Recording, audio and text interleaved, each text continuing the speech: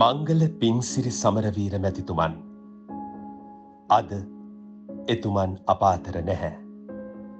එහෙත් එතුමන් ජීවත්ව සිටියදී කළ අවසන් YouTube කතාබහ Absolute Truth වගකීමකින් යුතුව හිතට එකඟව නිර්භයව කළ අවංකම කතාබහ සයිබ අවකාශයට මුදාහරින්නට අවසරයි.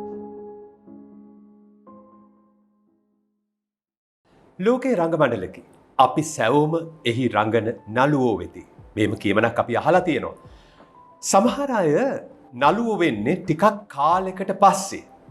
එහෙම වෙනත් වෘත්තියක ඉඳලා රංගනයට අවතීර්ණ වෙච්ච අපි හැමෝම අඳුරන කෙනෙක් ඉන්නවා. ඒ තමයි අපි ආදරණීය මංගල සමරවීර මැතිතුමන්. ඔබතුමා හොඳට රිසර්ච් කරලා එනවා වගේ ඈතකදී වෙච්ච වැරද්ද විශාලතම දේශපාලන තීන්දුව තමයි මම සමගී ජනතා පෙරමුණට එකතු වෙලා ඡන්දය ඉල්ලන්න හරි තීන්දුව කරපු එක. මගේ හදවතේ මහින්ද රාජපක්ෂට පොඩි ආදරයක් කොහේ හරි කොනක ඉතුරු වෙලා තියෙනවා. ගෙදර ඉඳගෙන නෝනට උදව් කරගෙන ළමයා බලාගත්තා නම් ඊට හොඳයි. හොඳ තාත්තා කෙනෙක්. රනිල් වික්‍රමසිංහ මහතා ජනතාව අතර මතයක් වෙනවා බුම්මට්ටෙක් වගේ ඉන්නවයි කියලා. මම තරුවක් කියලා හිතට අරගෙනම පැය 24ම ජීවත් වෙන කෙනෙක් තමයි සාජිත් අහිංසකෙක්. එච්චරයි මම කියන්නේ. මම ඒ ගැන කතා නොකරම ඉන්න. හැබැයි එකම දෙයයි කියන්නේ ලනු කන්න කැප්ටන්. තාමත් ඇවිද ගන්න පුළුවන් කාලේ තව ඉතුරු වෙලා තියෙනවා ලස්සන ලෝකයක් තව දැකපු නැති තැන් තියෙනවා. ඉතින් ඒ 70න් පස්සේ අවුරුදු 5ක් විතර මම තියාගන්නවා මගේ වැඩවලට. මගේ උපම් භූමිය යලිවතාවක් ශ්‍රී ලංකාව වේවා කියලා ප්‍රාර්ථනා කරනවා වෙලා.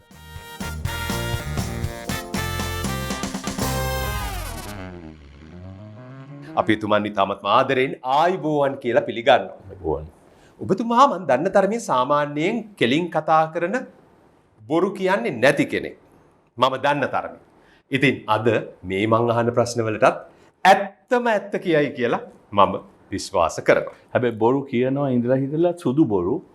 මොකද හිත රිදෙනවයි කියලා හිතනවා නම් ඇත්තෙන් පොඩ්ඩක් ඒක සුන්දර බොරුවක් කරනවා. සුන්දර බොරුවක් කළ යුතුයි. ඒක තමයි ශිෂ්ටාචාරය. ඔබතුමාට මම ගරු කරනවා. මම එතෙන්ට එනවා. මුලින්ම ඔබව වචන තුනකින් හඳුන්වන්න. සැබෑ දේශප්‍රේමී ජාත්‍යන්තරවාදියෙක්. ඔබ මම මේ කියන දේවල් විශ්වාස කරනවද කියලා කියන්නේ කර්මය. ඔව්. ජ්‍යොතිෂය. නෑ. පුනරුත්පත්තිය. බොහෝ විට ඔව්. අංක විද්‍යාව. ඔව්. අංක විද්‍යාව මාත් විශ්වාස කරනවා. බොහෝ දෙනෙක් විශ්වාස කරන්නේ නැති දෙයක්. ඔබ පව් කරන්න බයද? ඔව්. බයයි. කර්මය විශ්වාස කරනවා නම් බයයි. ඔබට තරහ යනවද? ඔව්. හැම වෙලෙම නෑ. මොන වගේ වෙලාවටද තරහ යන්නේ? මෝඩකමට. නොතේරෙනකම් මෝඩ කියන්නේ එකම දේ හතර පැස්සරයක් කියලත් ඒක කෙරෙන්නේ නැත්තම් තරහ යනවා. සාධාරණයි. දැන් එනවා මං අර සුදු බොරු. ඔබ සුදු බොරු කියලා තියෙනවනේ. ඔව්. සුදු බොරු white lies. white lies. අන්න ඒ වගේ කියපු අවස්ථා තුනක් කියන්නකෝ. එකක් දැන් උදාහරණයක් හැටියට විශේෂයෙන්ම මම ඇමතිවරයෙක් වශයෙන් ඉන්නකොට මම මාතර ඉන්න දරුවන්ට රැකී ආරක්ෂා විශාල ප්‍රමාණයක් දීලා තියෙනවා. ඉතින් ඒ නිසාම ඇවිල්ලා පොලිමේ ඉඳලා රැකී ආරක්ෂා ඉල්ලනවා. නමුත් සමහරුන්ට දෙන්න කොච්චර try කරත් දෙන්න අමාරුයි. හැබැයි ඒ තියෙන බලාපොරොත්තුව නැති කරන්නත් කමක් නැහැ. ඉතින් ඒ වෙලාවට අපි පොඩ්ඩක් කියනවා තා පොඩ්ඩක් බලන්න ඒක අපි දෙන්න බලනවායි කියලා. නමුත් ඇත්තටම පේනවා මේක දෙන්න බෑ කියලා. මොකද නමුත් හිත රිදෙනවා. මම නම් ඇත්ත වශයෙන්ම සුදු බොරුවක් කියන්නේ බොරුව කීම තුලින් කෙනෙක්ගේ හිත රිදෙනවා නම් ඒක පොඩ්ඩක් සැර අඩු කරන්න ඕනේ. මම සිද්ධීන් තුනක් ඇහුවා. හැබැයි මම එක සිද්ධියක් බාර ගන්නවා හොඳයි කියලා. කමක් නැහැ. ජීවිතය ආපස්සට හැරී ගොස් දේවල් තුනක් වෙනස් කරගන්නට ඔබට වරමක් ලැබෙනවා. මොනවද ඔබ වෙනස් කරගන්නට කැමති දේවල් තුන? නොකොරන දේවල් ඇහුවනම් මට ලේසි කියන්න. නමුත් කරන දේවල් නොකොරන දේවල් වලින් එකක් නම් මං මේ කොයි තරම් ප්‍රශ්න තිබුණත් මගේ උපන් භූමිය යළිවතාවක් ශ්‍රී ලංකාව වේවා කියලා ප්‍රාර්ථනා කරනවා. වෙනස් නොවේවා. නමුත් වෙනස් කරන්නට ගියොත් ඇත්ත වශයෙන්ම එකක් ඒ උපන් භූමිය මීට වඩා බුද්ධිමත් මිත්‍යා වෙනුවට විද්‍යාව මත පදනම් කරගත්ත සමාජයක් කරා වෙනස් කරන්න පුළුවන් නම් ඒක වෙනස් කරනවා. එක. දෙක, මේ රට තුල තියෙන ಜಾති ආගම් කුලභාවයේද බොහොම ගැඹුරින් මිනිස්සු තුල තියෙනවා නම් ඒක වෙනස් කරන්නට ඕනේ. තුන්වෙනුව මගේ ජීවිතය ගත්තොත් නෑ. ඇත්තෙන්ම මට වෙනස් කරන්න තරම් දෙයක් නැහැ. මොකද මට හොඳ තාත්තා අම්මා කෙනෙක් හම්බුණා. හොඳ සහෝදරයෙක් සහෝදරියක් හම්බුණා. මට හොඳ ජීවිතයක් තියෙනවා.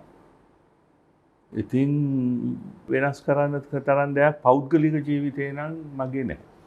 දැන් ඔබතුමා එහෙම කියනකොට මට මෙහෙම අහන්න හිතෙනවා. මංගල සමරවීර කියන තරුණයා ඒ කාලේ පුංචි ප්‍රේම සම්බන්ධයක් තියුණලු දිලනි වීරකෝන් කියලා තරුණියක් එක්ක. එහෙම තීද්දි මොකද මේ තනිකඩව ඉන්න හිතුනේ? නෑ ඔබතුමා හොඳට රිසර්ච් කරලා එනවා වගේ.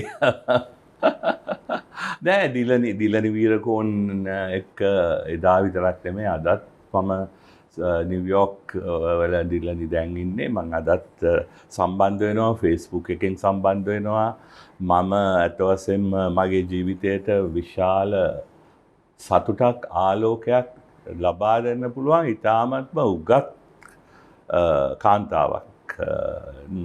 නමුත් කසාද බැඳීම එහෙම නැත්නම් ප්‍රේම සම්බන්ධේ කාන්තාවන් සමග තිබුණ ප්‍රේම සම්බන්ධ ආදිය දිගින් දිගට ගෙන යාමට බැරි වෙන්නේ නැත්තේ මට මගේ සැබෑ ආසාවන් තිබුණේ තියෙන්නේ වෙන තැන්වල. නමුත් අද මම එතුමියට ගරු කරනවා. ඔබ ජීවිතයේ වඩාත්ම සතුටු අවස්ථා තුනක්. මම මොරොකෝ මරකේෂ් නගරයේ ඉඳලා ඇල්ජීරියාවේ කාන්තාරය දක්වා ගිහිල්ලා කාන්තාරයේ හැතැම්ම කීපයක් ඔටුවෙක් උඩ ගිය වෙලාවේ මට අමුතුම සතුටක්. ඒක භයානක සතුටක්. මොකද ඒක බය හිතෙන සතුටක්. නමුත් ඒක අමතක නොවන සතුටක්. ඇත්ත වශයෙන්ම අරාබි කාන්තාරයක ස්වල්ප මොහොතකට හෝ අතරමං වුණයි කියලා හිතෙන එක. දෙවනි සතුට තමයි ඇත්ත වශයෙන්ම මගේ අම්මත් එක්ක ගත කරන වෙලාවක විශේෂයෙන්ම මම යම් බරපතල දේශපාලන තීන්දුවක් ගත්ත වෙලේ ඒ තීන්දුව මොකද ඒ වෙනකොට අපේ අම්මා අසනීප තත්ත්වයේ හිටියත් මම හැමදේම කියනවා එතුමියට කියලා මම ඔබ හිතන්නේ මේ හරි තීන්දුව ගත්තද කියලා. ඒත් වශයෙන්ම මම මහින්ද රාජපක්ෂ ආණ්ඩුවෙන් වෙන් වෙච්ච වෙලේ එතුමිය කිව්වා මංගල ඔයාගේ තීන්දුව හරියට හරි වෙනස් කරන්න එපා කියලා. වෙන අම්මලා නම් අනේ ඇමතිකම නැති වුණා අරව නැති වෙයි අරවයි මේවයි කියලා නෑ. නමුත් ඒ තුලින් මට විශාල සතුටක් වගේම විශාල ආත්ම ශක්තියක් ලැබුණා. තුන්වෙනි එක මියුසියම් එකකට ගිහිල්ලා එහෙම නැත්නම් ෆ්ලොරන්ස් නගරයට ගිහිල්ලා ලෙනාඩෝ ඩා වින්චි වගේ අයගේ අර මයිකල් ඇන්ජලෝගේ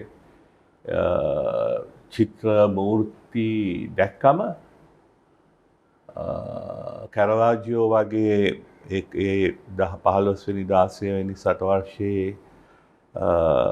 පේන්ටර්ස් වගේ සමහර මූර්ති දැක්කම ඉතාමත්ම හිතන්න බැරි. ඒක ඇත්ත වශයෙන්ම ස්පිරිචුවල් හැපිනස් එකක්. ඒක මේ ආත්මයෙන් එන සතුටක්, අධ්‍යාත්මයෙන් එන සතුටක් දැනෙනවා. ඒ වගේම ඔබේ ජීවිතයේ ඔබ වඩාත්ම දුක් වෙච්ච අවස්ථාත් ඇති.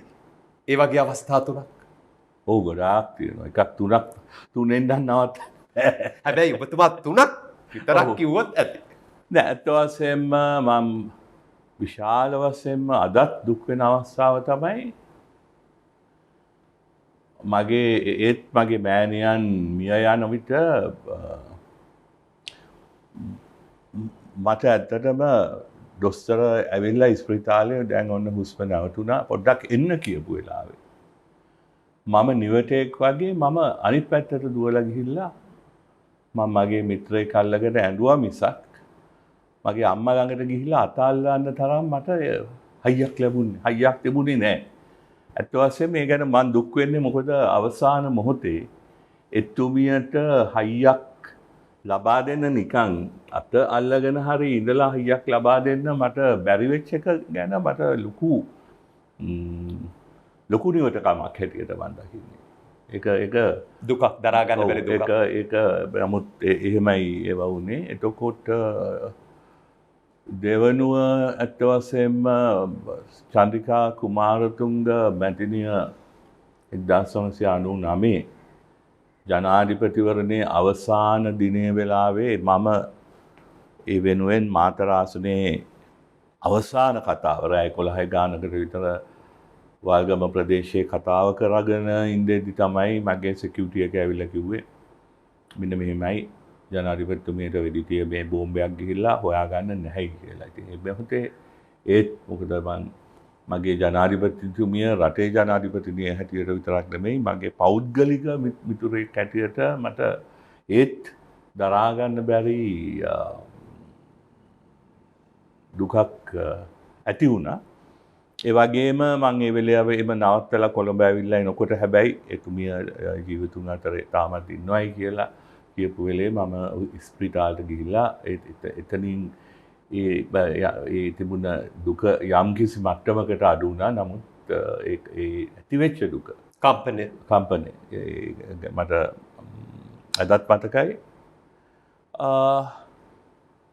අර තුන්වෙනි එක තමයි මම දැන් හිතන්නේ මම අර දැකපු අර මම ඉස්සෙල්ලා ඉන්ටර්විව් එකෙත් කිව්වා වගේ ලේක් හවුස් එකේ රීගල් හන්දියේ වාහනයක් අපේම රටේ කාන්තාවක් එක්ක ඩ්‍රයිවර්ත් එක්ක ගිනි ගන්නවා විනාශ වෙනවා පුපුරනවා දක්වපු එකත් මට අදත් මතකයේ වරින් වරට මතක් වෙන අවුරුදු දැන් 30ක් 40ක් 83 කියන්නේ විශාල 38ක් විතර 38කට ඉස්සෙල්ලා වුණත් ඒ දුක කම්පනය තියෙනවා.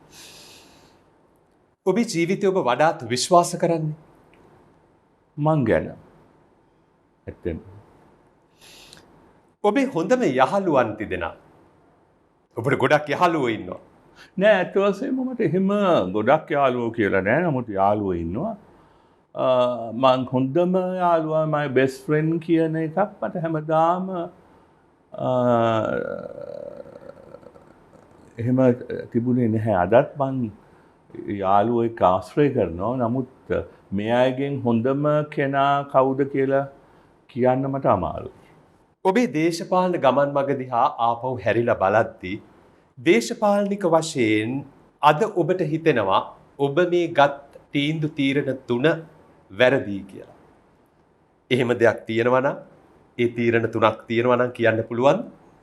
ඔව් කියන්නේ මම ඍජුවම ගත්ත තීන්දුව නොවුනත් වක්‍රාකාරීව මම සම්බන්ධ වෙච්ච ආණ්ඩුවල ඒ ආණ්ඩුවේ ප්‍රධානියෙක් හැටියට ඒ මගේ තීන්දුව නොවුනත් ඒක රටේ තීන්දුවක් බවට පත්වෙන්නට මමත් දායක වුණා ඇමතිවරයෙක් කැබිනට් ඇමතිවරයෙක් වශයෙන් ඉදීම තුළින්.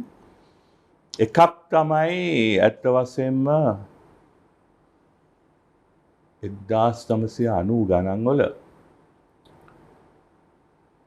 ජනාධිපතිතුමිය එක්ක තුමිය මේ රටේ අග්‍ර විනිසුරු පත් කරනකොට එතුමා මගේ මිත්‍රයෙක් වුණත් සුදුසුකම් සියල්ල තියෙන මාක් ප්‍රනාන්දු වගේ සුප්‍රීම් කෝට් ජජ් කෙනෙක් ඉඳෙද්දිත් සරතෙන් සිල්වා වගේ කෙනෙක් පත්වීම තුළින් තමයි ඇත්ත වශයෙන්ම ශ්‍රේෂ්ඨාධිකරණයේ පිරිහීම පටන් ගත්තා. ඒ තීන්දුවට මමත් වක්‍රව හෝ වග කියන්න ඕනේ. දෙවනි කාරණාව දේශපාලන වශයෙන් ගත්තොත් 2004 දී මම ඒ ගැන විශේෂ මහන්සියකුත් වුණා. කතරගම මැතිතුමා අනුර බණ්ඩාරනායක මැතිතුමා වගේ අයත් එක්ක. මොකද රනිල් වික්‍රමසිංහ ආණ්ඩුව 2001 ඇවිල්ලා වැඩ කරගෙන යද්දී විශේෂයෙන්ම රනිල් වික්‍රමසිංහ ලංකාවේ නොහිටපු වෙලාවක චන්ද්‍රිකා කුමාරතුංග මැතිණිය අමාත්‍යාංශ කීපයක් පවරගෙන ඉන් පසුව ආණ්ඩුව විසිරුවා හැරියා. තව කල් තියෙද. මම හිතන්නේ ඒකත් ඇත්ත වශයෙන්ම මේ රටට බරපතල ලෙස බලපාපු දේශපාලනික තීන්දුවක්. තුන්වෙනි එක හැටියට ගත්තොත් මට ඒක ඇත්ත වශයෙන් මේක දේශපාලන තීන්දුවකටත් වඩා අනිත් ඉස්සෙල්ල ප්‍රශ්නට යන්න ඕන දන්න යත්‍රා දුකක් වෙන්නත් පුළුවන්. මොකද මාතර මේ රටේ දියුණුම නගරයක් බවට පත් කරන්න තිබුණ සිහිනය අනුව තමයි මම 89 ඉඳන්ම වැඩ කරේ. 2017 දී මම මුදල් ඇමතිවරයා වශයෙන් පත් වෙලා විශේෂයෙන්ම රොනි ඩිමෙන්ගෙන් පස්සේ දකුණෙන් පත් වෙච්ච එකම මුදල් ඇමතිවරයා හැටියට ඒ මාතර නගරය තුල අත් වශයෙන්ම අර ග්‍රීක සංකල්පයක් යටතේ ඒ කියන්නේ ලංකාවේ තියෙන හොඳම සහ ලොකුම පුස්තකාලය ඒ වගේම ලංකාවේ නාට්‍ය කලාවට තියෙන පුළුවන් හොඳම ශ්‍රවණාගාරයක් සහ ලංකාවේ තියෙන හොඳම ජිම්නේසියම්. මොකද මේක ග්‍රීක ඉතිහාසයේ හැම වෙලේම කියන්නේ මිනිහෙක් අංග සම්පූර්ණ වෙන්න ඕන නම් හොඳ මනසක් තියෙන්න ඕනේ, හොඳ ඇඟක් තියෙන්න ඕනේ, ඒ වගේම ලෝකයේ සංස්කෘතිය තේර ගන්න හොඳ දැනුමක් තියෙන්න ඕනේ කියලා. නෝ තුන එක නිල්වලා ගඟ අයිනේ ඉදිකිරීම මම පටන් කරගත්තා. නමුත් ඒක කරන්නට බැරි වුණා අපි පෙරදුන නිසා. ඒ වගේම ඒකම මං හිමනම් මේක ඒක දුකක් දේශපාලන තීන්දුවක් නෙමෙයි. තුන්වෙනි එක මම දැන් කතා කරනකොට ඔළුවට ආවේ විශේෂම තීන්දුවක්.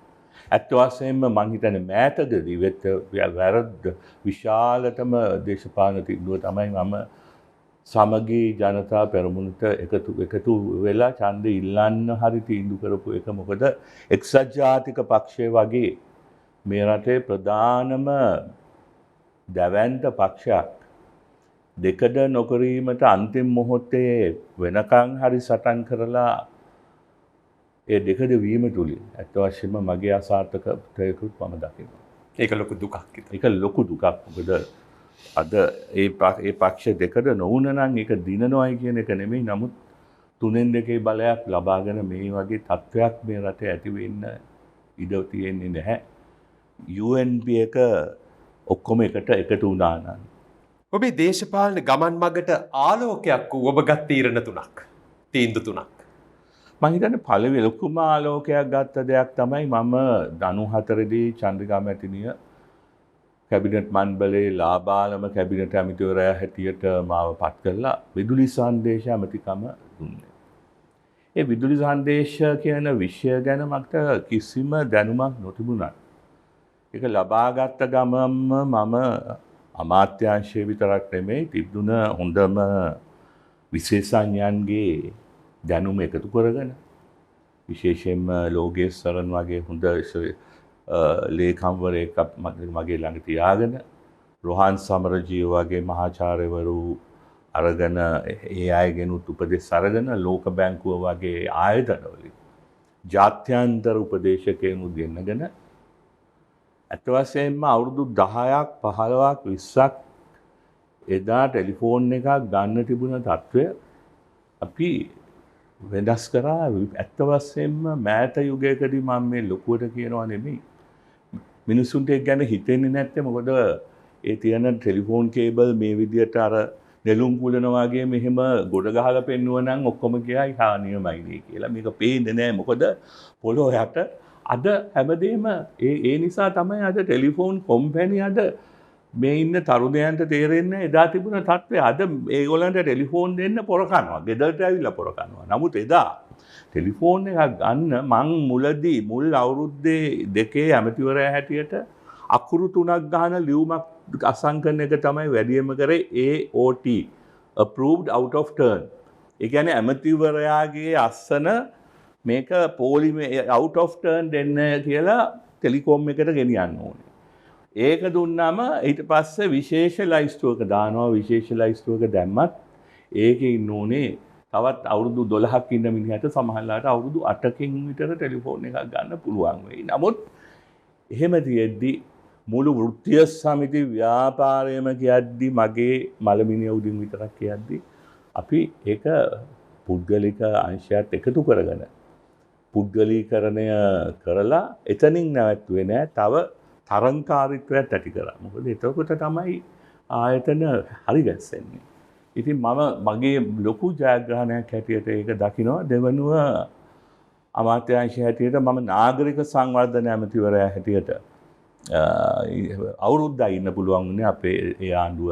ඊට පස්සේ 2000 ආණ්ඩුව 2001 වෙනකොට UNP බාරගත්තා. ඒ අවුරුද්දදී හැබැයි මම වනාත මුල්ලේ ඒ තියෙන නිවාස වෙනුවට තට්ටු නිවාස හදන ඒ වැඩපිළිවෙල ආරම්භ කරා. ඒක අදත් බලන්න තියෙනවා. ඒ වගේම කොළඹ අලංකාරය කිරීමේ කියන කතාව දැන් වෙන වෙන අය ඒකට උපැන්න සහතික ලියලා ඉවරයි. හැබැයි ඇත්ත වශයෙන්ම ඔය බේරේ වැව ඒ අවුරුද්දේදී මට එතකොට හමුදාව ඇවිල්ලා නොමිලේ වැඩ කරන්නවත් මගේ සහෝදරයා මේ මෙතන මේ භාණ්ඩාගාරයේ තියෙන සල්ලි ඕන විදියට කරන්න නොදුන්නත් ඒ තියෙන සීමා තුල මම ඒ නගරාලංකාරණය කිරීම වෙනුවෙන් බේරේ වැව සහ ගෝල් ෆේස් වගේ දේවල් මේ ආරම්භ කරා. ඒක මම සතුටු වෙනවා. නමුත් ඊට වඩා මට ඇත්තටම අවුරුදු 31ක් දේශපාලනය කරත් තවත් දුකක් තමයි මට හරි හැටි එක අමාත්‍යාංශයක එක දිගට අවුරුදු 5ක් හෝ 6ක් කරගෙන ඉන්න ලැබුණ එකම අවස්ථාව තමයි ටෙලිකොම් අමාත්‍යාංශය. මොකද ඊට පස්සේ ආපු හැම ආණ්ඩුවක්ම බොහොම මේ තියෙන ක්‍රමයේ අස්ථාවර වෙන්න අවුරුද්දයි 2යි 3යි මෙහෙම මේ වුණා. අන්තිමට අවුරුදු ගාණක් ගියපු ආණ්ඩුවේ මහින්ද රාජපක්ෂ ආණ්ඩුවේ මම අවුරුදු 2කින් අයින් වෙන්නත් උනා. දේශපාලනඥයෙකුට 100%ක්ම හිතට එකඟව අවංකව ජනතාව වෙනුවෙන් වැඩ කරන්න පුළුවන්.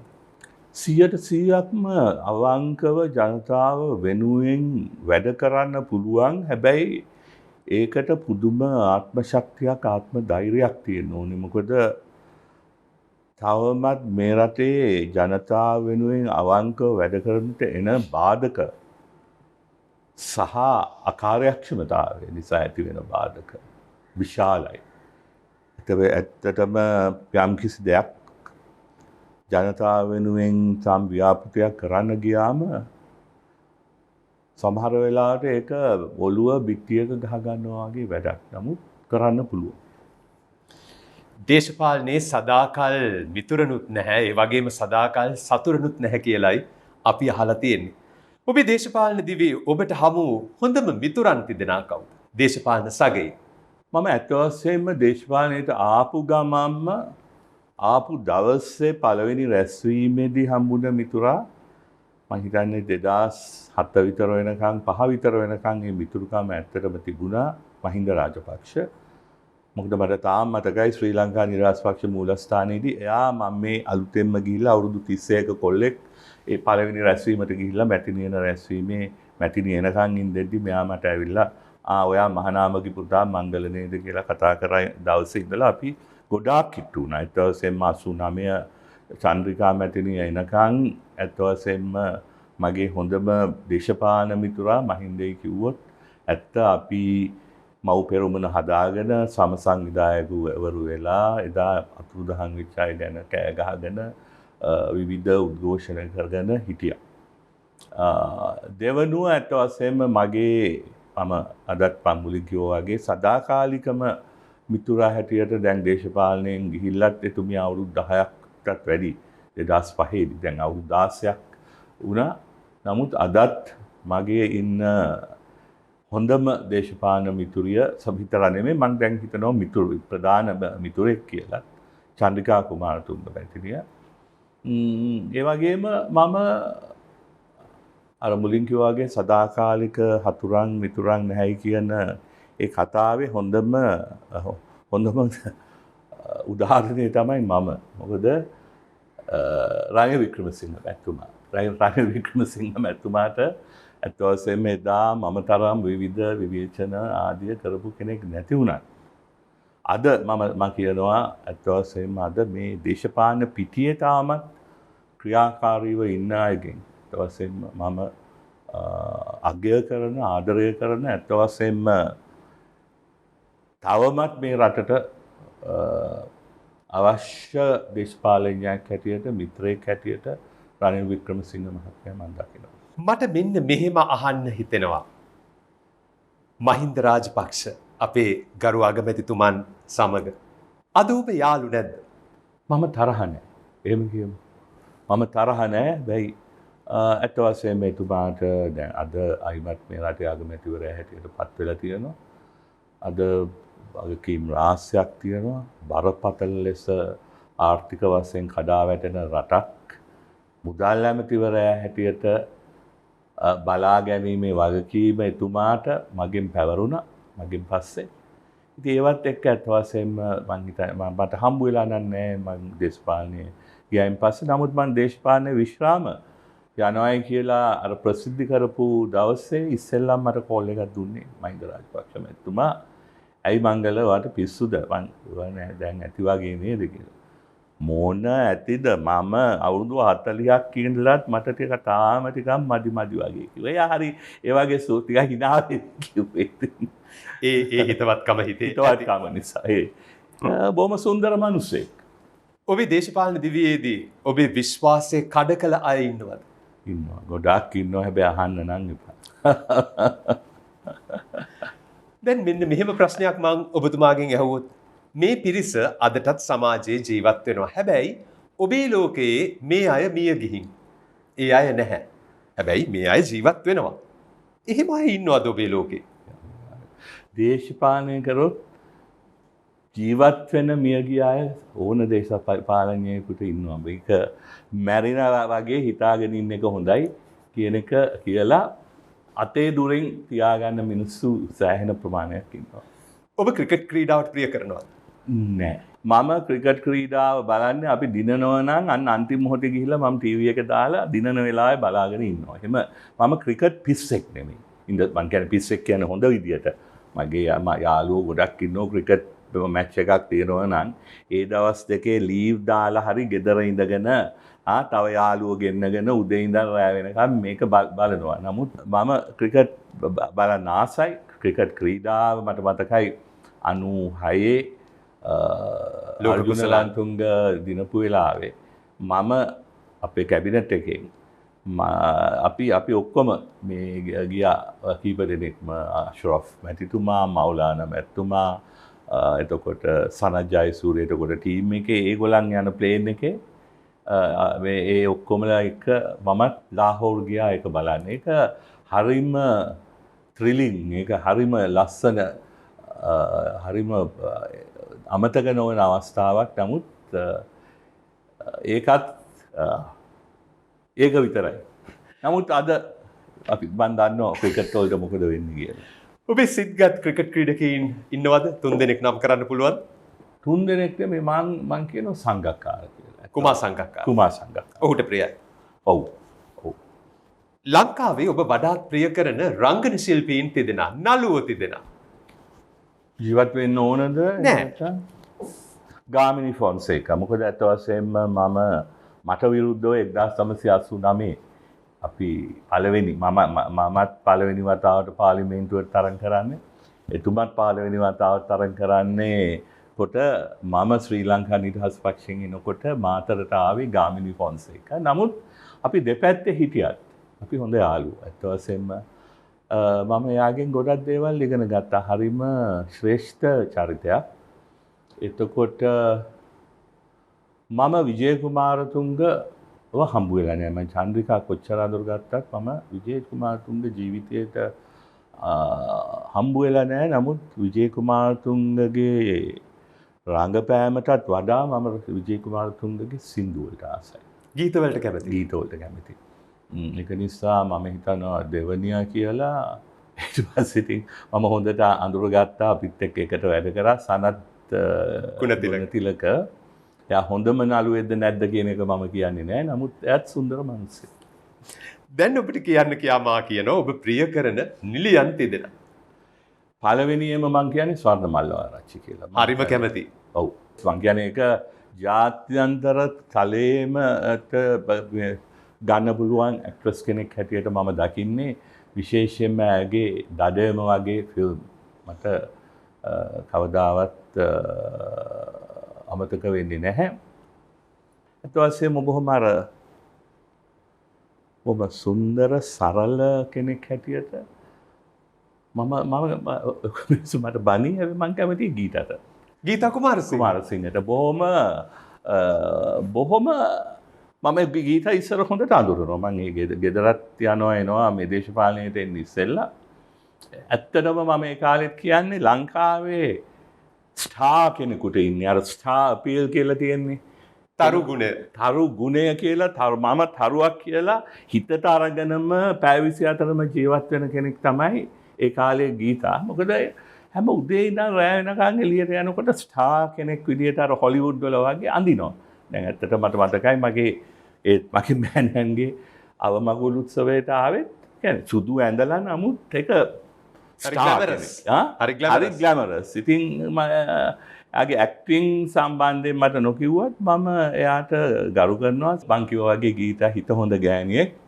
ඔබ මෙතෙක් නරඹලා තිබෙන හොඳම සිංහල චිත්‍රපටි තුන. චිත්‍රපටි බලන්න ගියපු කාලෙකුත් මතක නෑ. ඉඳලා හිටලා දැන් ඔය මේක ලොක්ඩවුන් එක කාලේ Netflix එක හැම නැත්තම් TV එකේ පොඩ්ඩක් වෙන්ටට වඩා බැලුවා. නමුත් මට මතකේ මේකෙන්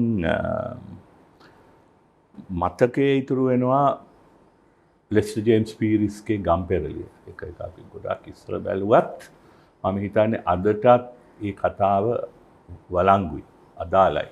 ඊට පස්සේ මං කිව්වාගේ ඩඩම මම හිතන්නේ ලංකාවේ ඇති වෙච්ච ත්‍රිලර් ගණයේ හොඳ ෆිල්ම් එකක්. ඊට පස්සේ බෑගේ මේ කවුද සුමිත්‍රා පීරිස්ගේ ගෑනු ළමයි. ගෑනු ළමයි. මං කියන්නේ ওই තුන තමයි මට හිතේ තියෙන්නේ. ඔබ වඩාත් ප්‍රිය කරන ලංකාවේ ඉන්න මෝස්තර නිර්මාණ ශිල්පීන් තිදෙනා. මම ඇත්තටම මෑතකදී ගිය අවුරුදු දේශපාලනයට ආවයින් පස්සේ ඒ පැත්තෙන් වැඩිය යන්නට බැරි වුණා. නමුත් ඇත්ත වශයෙන්ම මගේ ඒ කාලේ නම් වෙන කෙනෙක් තමයි සේනක ඩිසිල්වා. ඔහුත් කිව්වා ඔබ තමයි ඔහුගේ ප්‍රියතම මෝස්තර නිර්මාණ ශිල්පියා කියලා. සේනක එක බොහෝ දෙයක අපි මන් දේශපාලනයට එන්න ඉස්සෙල්ලා 87 මම ඔමාන් ගිහිල්ලත් අපි කරා ෆැෂන් ෂෝ එකක්. නමුත් මම අදත් දැක්ක ඇත්ත වශයෙන්ම එතුමාගේ දැනුම විශේෂයෙන්ම පසුගිය කාලේ මම මුදල් ඇමතිවරයා හැටියට ඉන්නකොටත් අපි අර එන්ටර්ප්‍රයිස් ශ්‍රී ලංකා කියලා ණය ක්‍රමයක් හදලා ඒකේ එක්සිබිෂන් එක යාපනයේ තියපු වෙලාවේ එතුමා ඇවිල්ලා යාපනයේ ඉන්න කාන්තාවන්ට මේ ඒ තමන්ගේ තියෙන අමුද්‍රව්‍ය වලින් ඩිසයින් කරන දේවල් ගැන ඉතා සාර්ථකව ඒ දවස් 4 කියලා දීලා මම ඊයේ පෙරේදා දැක්කා එතුමා ඇත්ත වශයෙන්ම එතුමාගේ දැනුම ෂෙයා කරගන්න මේ වෙනකොට විශේෂ ස්කූල් එකක් එහෙම කල්පිටිය ප්‍රදේශයේ ආරම්භ කරන්නට යනවා. මම දැක්ක ඒ පෝස්ට් එක මම අතනම කතා කරලා සුබ පතන්නත් හිටියේ ඒ වගේ දෙයක් මේ රටට අත්‍යවශ්‍යයි. විශේෂයෙන්ම ඒ වගේ දැනුමක් අත්දැකීමක් තියෙන පුද්ගලයෙක් කරා. ඒ වගේම දැන් මං හිතන්නේ එහෙම නොකරත් නයන්දාර නයන්තාර ෆොන්සේක කියලා ඩිසයිනර් කෙනෙක් හිටියා. ඉතාමත්ම ඉහළින් හොඳ ඩිසයින්ස් කරා. ඒ වගේම මං හිතනවා දර්ශ කීර්තිසේන මේ දැන් ඉන්න අයගෙන් තරුණ පෙළෙන් දර්ශ කීර්තිසේන මම පොඩි කාලේ අර මං කිව්වේ මගේ ජීවිතේ හොඳම කාලෙත් පොඩි ළමයෙක් එතකොට. නමුත් අද කොළඹ සහ ජාත්‍යන්තරව පිළිගන්න පුළුවන් හොඳ අනාගතයක් තියෙන ඩිසයිනර් කෙනෙක්. අපේ සමාජ මාධ්‍ය දාලා තිබෙනවනේ දැන් Facebook, Instagram, Twitter. ඔබ වඩාත් ප්‍රිය කරන්නේ? මම ඔය ඔක්කොමල ඉන්නවා.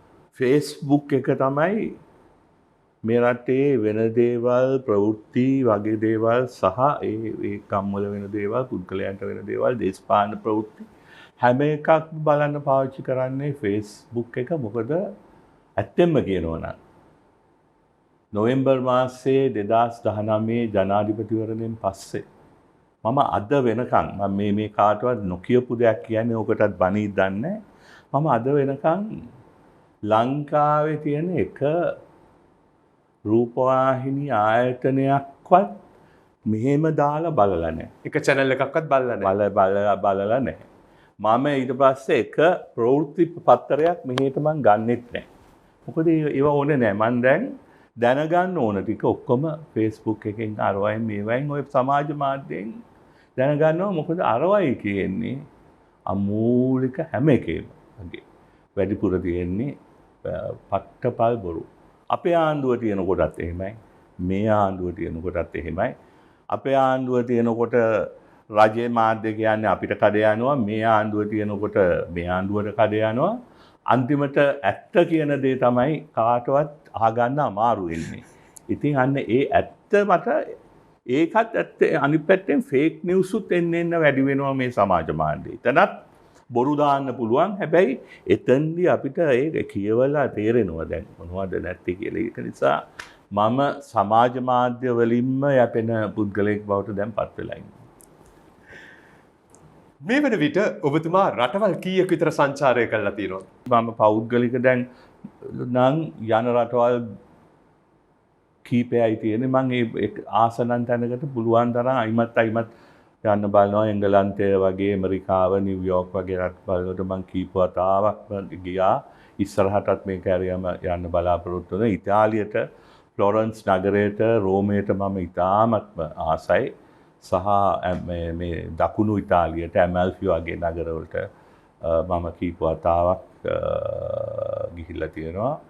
ඒ වගේම මේවා මේ ඔක්කොම තියෙන්නේ මොරොක්කෝ මරකේෂ් උතුරු අප්‍රිකාවේ. ඒක මං 9 වතාවක් විතර ගිහිල්ලා තියෙනවා.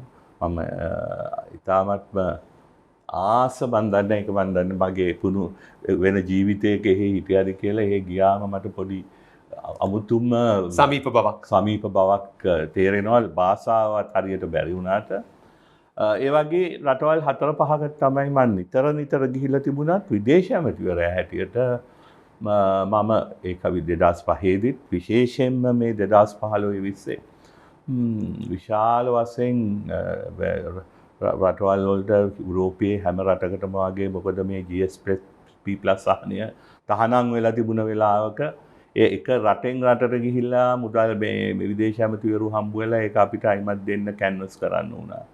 ඒ වගේ එතකොට අප්‍රිකාවේ සමහර රටවල් වලට ඔක්කොම නැතු දකුණු අප්‍රිකාවේ ඉතියෝපියාවේ වගේ රටවල් නයිජීරියා වලට ගිහිල්ලා. ඉතින් මම හිතන්නේ අර ගණන් කළාම මම බලලා නැහැ. නමුත් අඩුම ගානේ අවසානයේදී මම හිතන්නේ 50කට විතර 50-60ක් විතර ගිහිල්ලා ඇති. දැන් මම ඔබතුමාට පුද්ගලයන් කිහිප දෙනෙක්ගේ නම් කියනවා. මේ කියන පුද්ගලයන් දැනටත් විවිධාකාර වූ වෘත්තීන් වල නියැලිලා ඉන්නවා. හැබැයි මම ඔබතුමාට කියනවා මේ පුද්ගලයන්ට වෙනත් වෘත්තියක් යෝජනා කරන්නට කියලා. ඔබට හිතෙන වෘත්තියක්. අපි පටන් ගන්නෙ හරින් ප්‍රනාන්දු මහත්මයාගෙන්. ඔහු දේශපාලනඥයෙකු නොවුනා නම් මම හිතන්නේ හොඳ රගරයිට් කෙනෙක් වෙලා රග ක්‍රීඩකෙක්. නාමල් රාජපක්ෂ අපේ ක්‍රීඩා ඇමතිතුමා. නාමල් රාජපක්ෂ නම් ශිෂ්‍යෙක් හැටියට ක්‍රීඩකයෙක් හැටියට හිටියා. නමුත් ඇත්ත වශයෙන්ම නාමල් මට පේන්නේ පින්තූර දිහා බැලුවම ගෙදර ඉඳගෙන නෝනට උදව් කරගෙන ළමයා බලාගත්තා නම් ඊට හොඳයි හොඳ තාත්තා කෙනෙක්. ශලින් බාලසූරිය මහතා. ශලින් බාලසූරිය කියන්නේ මේ රටේ අද ඉන්න නැගීගෙන එන ඉතාමත්ම දක්ෂ ව්‍යාපාරික තරුණෙක්. අන්දනේ ශලින්ගේ තියෙන උස මහත දිහා බැලුවම මට නිකන් හිතෙනවා හොඳ පයිලට් කෙනෙක් වෙන්නත් පුළුවන් කියලා. ඒ අඳුම ඇඳන් එනවා නිකන් මැවිලා මැවිලා පේනවා. පේනවා. රෝසි සේනානායක මහත්මිය. රෝසි සේනානායක පුරපතිතුමිය ඇත්ත වශයෙන්ම මට හිතෙනවා ආයිමත් එතුමිය ලෝක රූ රැජින වෙන්න බැරි නෑ. මොකද මේ අපිත් වයස් යම් කිසි වයසකට ගියත් තාමත් ලස්සනයි. සනත් ගුණතිලක මහතා. සනත් ගුණතිලක මහතාත් දැන් ඉතින් පොඩ්ඩක් විශ්‍රාම සුවයෙන් හිටියනම් හොඳයි නේ. තව දේවල් හොයන්න නැතුව. රස්සාවක් එපා තව. තව ඇතිනේ. හේම ලලීන්ද්‍ර රණවක මහතා නැත්නම් කොළු. කොළු. ඇත්ත වශයෙන්ම කොළූට නම් වෙන රස්සාවක් දෙන්න බෑ. මොකද මේ මිනිස්සයා තරම් හොඳට රහට උයන්න පුළුවන් ෂෙෆ් කෙනෙක් අද ලංකාවේ නෑ. ඔහු ඒකමයි කරන්න ඕනේ. ඒක මන්නම් කියන්නේ ඒකමයි කරන්න ඕනේ. වෙන එකටවත් යන්නද තියන්න හොඳ නෑ. ඔබ ඊ타මත්ම සමීප හිතවතියක්ව සිටි සහ දැනට සිටින අකුෂ්ලා සෙල්ලයියා අකුෂ්ලා සෙල්ලයි. ඔව්. අකුෂ්ලා සෙල්ලයි මගේ ඊ타මත්ම හොඳ මිත්‍රෙක්. අකුෂ්ලා සෙල්ලයියත් අත වශයෙන්ම දැන්ටමත් බොහොම ආගමික වතාවත් වලට ඒ අර මේ බෝන් අගේන් ක්‍රිස්තියන් මේකට අවුරුදු ගාණක් තිස්සේ බැඳිලා වෙනස් වෙලා ඉන්නේ. ඇත්ත වශයෙන්ම හොඳ ප්‍රීචර් කෙනෙක්. හොඳ පාදලි ඒ කියන්නේ ආගම ප්‍රචාරය කරන්නට හොඳයි කියලා මම හිතනවා. සේනකද සිල්වා මහතා. මෝස්තර නිර්මාණ ශිල්පියෙක් නොවුනානම්. සේනක මෝස්තර සිල් නොවුනානම් මොකද ඇත්ත වශයෙන්ම එහෙමනම් ඒ මෝස්තර නිරූපකයෙක්. මෝස්තර නිරූපක ශිල්පියෙක්. මොඩල් කෙනෙක් වෙන්නත් පුළුවන්. මොකද ඇත්ත වශයෙන්ම එයා ඉතාමත්ම ලස්සන්ට ඇවිදින්නේ. එහෙම නැත්නම් අර නිරූපකයෙක්ගේ විලාසිතයට තමයි ඇවිදගෙන නිකන් සාමාන්‍යයෙන් පාරේ ඇවිදගෙන ගියත් ඇවිදගෙන යන්නේ. ඒක නිසා අද වුණත් මට හිතෙනවා හොඳ මොඩල් කෙනෙක් වෙන්න පුළුවන් කියලා. ඒ වගේම දැන් මම ඔබතුමාට කියනවා තවත් පුද්ගලයන් කීප දෙනෙක්ගේ නම්. මේ අයගේ ඔබ කැමති ගුණාංගයක් සහ අකමැති ගුණාංගයක් කියන්නට ඕන. හැබැයි දැනගන්න ඕනේ හොඳට ඒක කියන්න. ඔව් ඔබ ඉතාම හොඳට දන්න අය තමයි මම කියන්නේ. මුලින්ම රනිල් වික්‍රමසිංහ මහතා. ඔව්. රනිල් වික්‍රමසිංහ හොඳ පැත්ත ගත්තොත් එතුමාගේ දැනුම, එතුමාගේ දැක්ම සහ ජාත්‍යන්තර සමඳතා කියන දේවල් මේ ලොකුට කියනවා නෙමෙයි මම ඇරුණම අද වෙන කාටවත් මේ රටේ ඉතුරු වෙලා නැහැ. ඒක රටට අවශ්‍යයි. රනිල් වික්‍රමසිංහ මහතාගේ අකමැති පැත්ත බැලුවොත් අත වශයෙන්ම එතුමා ගොඩාක් වෙලාවට තවත් කෙනෙකුට කතා කරනකොට මුහුණ බලන් කතා කරන්නේ නැහැ. අනිත් පැත්ත බලාගෙන කතා කරන්නේ. ඒක ටිකක් අඩුවක් හැටියට මම දකිනවා. ඒ වගේම එතුමා පොදුවේ ගත්තොත් ජනතාව අතර මතයක් වෙනවා බොහොම මොරොස් බුම්මට්ටෙක් වගේ ඉන්නවයි කියලා. හැබැයි එහෙම කෙනෙක් නෙමෙයි. අත් වශයෙන්ම මම අර මුලින් කිව්වා වගේ හොඳ විහිළුවක් තේරෙන, විහිළුවක් ගන්න පුළුවන්, විහිළුවක් කරන්න පුළුවන් කෙනෙක්.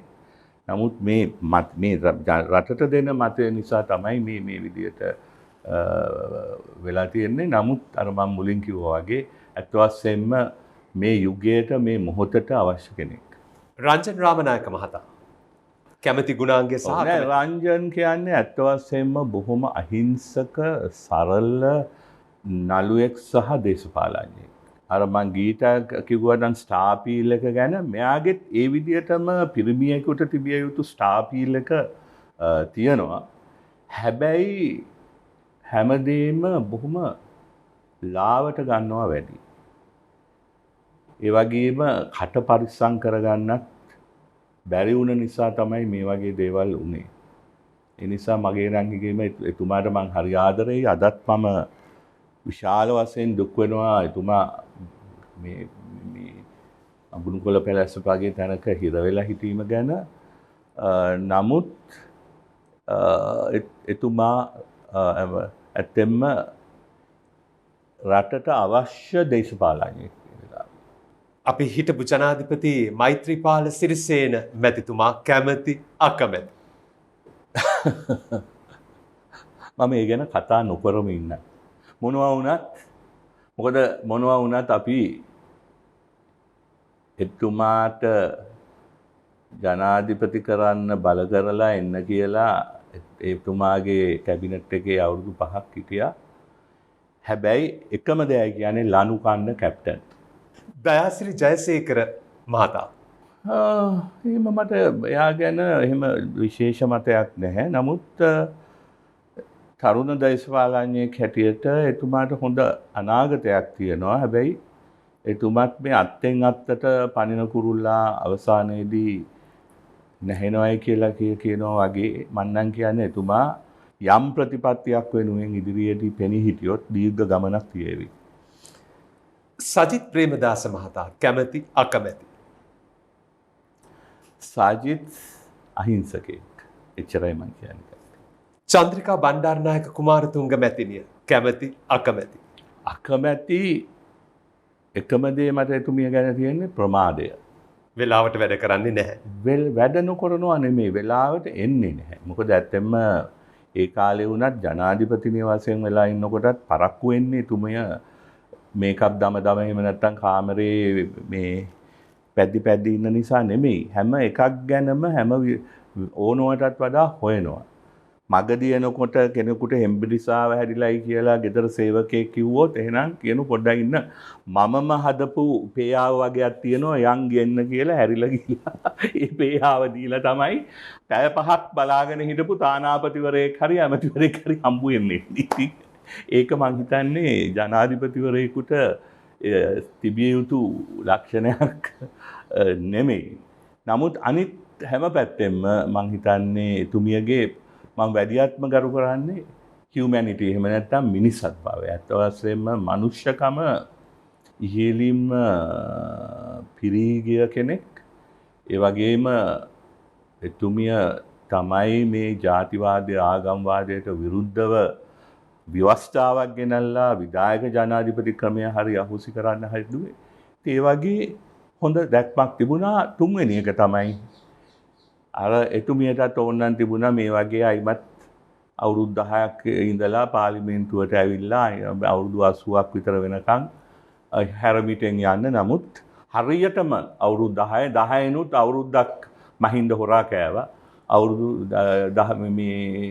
2006 දී තියන්න තිබුණ ඉලෙක්ෂන් එක 2005 දී තියලා මහින්ද රාජපක්ෂට ජනාධිපති අපේක්ෂකත්වයක් ශ්‍රී ලංකා නිදහස් පක්ෂයෙන් දීලා ගිහිල්ලා අද මවක් හැටියට තමන්ගේ මිනිබිරියන් මුණුපුරන් එක්ක බොහොම සතුටින් ඉන්නවා. ඒක ආදර්ශයක් රටට. ඒ කාණ්ඩයේ අවසන් පැනය මහින්ද රාජපක්ෂ මැතිතුමා කැමති අකමැති. මහින්ද රාජපක්ෂ මැතිතුමා කියන්නේ ඇත්ත වශයෙන්ම හොඳ සුන්දර චරිතයක්. කියන්නේ මං කිව්වා රනිල් වික්‍රමසිංහට බුම්මට්ට කියනවා නම් මෙයා නම් ඕන කෙනෙක් හම්බුනොත් බඩත් අත ගාලා කොහොමද මල්ලි කියලා අහගෙන ගියාට ඊට වඩා ගැඹුරක් නැහැ. අත් වශයෙන්ම ඒ තියෙන සුන්දරත්වයම තමයි එතුමාගේ තියෙන නරක පැත්ත. ඒ නිසා දැන් ඔබතුමා බොහොම වගකීමෙන් කියන්නේ මේ. ඔව් වගකීමෙන් මොකද මම දන්නේ තාමත් එයා හිතනවාද කියලා මගේ මුල්ම දේශපාලන මිතුරා අදත් මට ආදරේ. අද මම එතුමාට අදත් එක්තරා මගේ හදවතේ කොටසක් මට විශාල වශයෙන් මාව පන්නලා ඇමතිකම් නැති කරලා CID ගෙනහිල්ලා දෙන්න පුළුවන් හිරිහැර විශාල ප්‍රමාණයක් දුන්නත් මගේ හදවතේ මහින්ද රාජපක්ෂට පොඩි ආදරයක් කොහේ හරි කොනක ඉතුරු වෙලා තියෙනවා. නමුත් මම හිතන්නේ අනිත් බොහෝ නායකයන්ට වඩා වර්තමාන ජනාධිපතිතුමාටත් වඩා මේ රටේ අද තත්ත්වයට වග කියන්න ඕනේ තුමා. ඔබ පැහැදිලිව වගකීමෙන් කියනවා. මම පැහැදිලිව වගකීමෙන් කියනවා. මොහොතකට සිතන්න හෙට උදේ ඔබ මේ රටේ ජනාධිපතිවරයා වෙනවා කියලා. මොකක්ද ඔබේ පළමු කාර්යය? මට ලබා දුන්න මට ලැබුණ තනතුර හැකිතාක් ඉක්මනින් මම අහෝසි කරනවා. ඒ කියන්නේ විධායක ජනාධිපති ධුරය මේ බාගෙට අරව මේව නෙමෙයි මං කරන පළවෙනි රාජකාරිය වෙන්නේ මම දිනපු ජනාධිපති ධුරය මමම අහෝසි කරනවා. මොකද මේ රටට විධායක ජනාධිපති ධුරය තව දුරටත් දරා ගන්නට බෑ. මේ රටේ බොහෝ ඇතිවෙච්ච සිද්ධීන් වල මූලාශ්‍රය the fountain of all evils තමයි මේ විධායක ජනාධිපති ක්‍රමය. සහ ඒක අහෝසි කරලා මම ඇත්තටම මේ රටට මොකද අලුත් අත්තිවාරමක් මොකද අපේක අත්තිවාරමක් නැති රටක්. ඒකයි ලොකුම ප්‍රශ්නයක් හදන්න ඕනේ හොඳ ශක්තිමත් අත්තිවාරමක් ඕනේ තට්ටු නිවාසයක් හදන්න. නමුත් අත්තිවාරමක් දාන්නේ නැතුව හදන්න පටන් ගත්තොත් හදන තට්ටුව ටිකක් කල් ගිහිල්ලා කඩාගෙන වැටෙනවා. අන්න එහෙමනම් විශේෂයෙන්ම ප්‍රජාතන්ත්‍රවාදයේ නිදහස නීතිය ආධිපත්‍ය ඒක ඉතාමත්ම වැදගත්.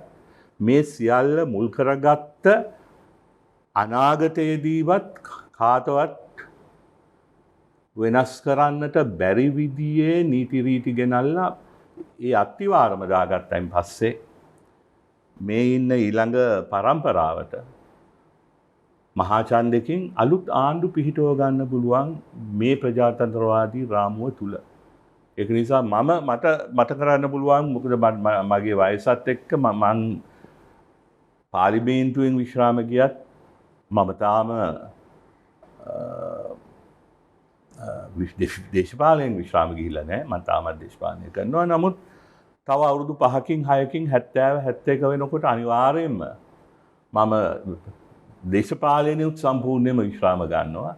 ඉතින් ඒක කරන්න පුළුවන් දෙයක් කෙටි කාලයකදී පුළුවන් නම් ඒ අත්තිවාරම දාන්න මම සූදානම්. මොකද තව අවුරුදු 5ක් 6ක් 7ක් 8ක් තාමත් ඇවිද ගන්න පුළුවන් කාලේ තව ඉතුරු වෙලා තියෙනවා ලස්සන ලෝකයක් තව දැකපු නැති තැන් තියෙනවා. ඉතින් ඒ 70න් පස්සේ අවුරුදු 5ක් විතර මම තියාගන්නවා මගේ වැඩවලට. ඔබතුමා බොහොම වගකීමෙන් යුතුව මම අහපු ප්‍රශ්නවලට ඒ බැරෑරුම්කම බොහොම තදින් හිතට අරගෙන අවංකවම හිතට එකඟව පිළිතුරු ලබා දුන්නා. මං ඒ හදවතින්ම අගය කරනවා. ඉතින් සමුගන්නට සැරසෙන මේ මොහොතේදී දැන් මම එතුමාගෙන් අහපු ප්‍රශ්නවලට එතුමාන් බොහොම විනෝදයෙන් හිතට එකඟව අවංකව එතුමාට හිතෙන දේ පිළිතුරු දුන්නා. බොහොම සත්භාවයෙන් මේ පිළිතුරු අපේ හිතවතුන් බාරගනීවි කියලා අපි විශ්වාස කරනවා. ඉතින් ඔබතුමා බොහොම දේශීය දේට ප්‍රිය කරන කෙනෙක්. දේශීය දේ අගය කරන කෙනෙක්. අපේ රටේ දේශීය අමුද්‍රව්‍ය වලින් 100%ක්ම නිෂ්පාදනය කරපු නිෂ්පාදන අඩංගු ඩිලාස් ආයතනයේ නිෂ්පාදන කට්ටලයක් ඔබතුමාට පිරිනමන්නට කියලා ඩිලාස් ආයතනය මට ලබා දීලා තියෙනවා. මේ තිලිනය සතුටින් බාර ගන්න කියලා ඔබතුමාට ඉල්ලා සිටිනවා. Thank you. අපි මෙතනින් පියමු. Thank you. ඉතින් එහෙමනම් බොහොම ස්තුතියි ඔබතුමාට මේ හිතට එකඟව ඇත්තම ඇත්ත කතා කරාට ඔබේ ඉදිරි අනාගතය ඔබ සිතන පතන අයුරින් ගත කරන්නට වාසනාව මහිමේ පින් මහිමේ ඔබතුමාට ලැබේවා කියලා හදවතින්ම ප්‍රාර්ථනා කරනවා. ආයිබෝවන් බොහොම ස්තුතියි.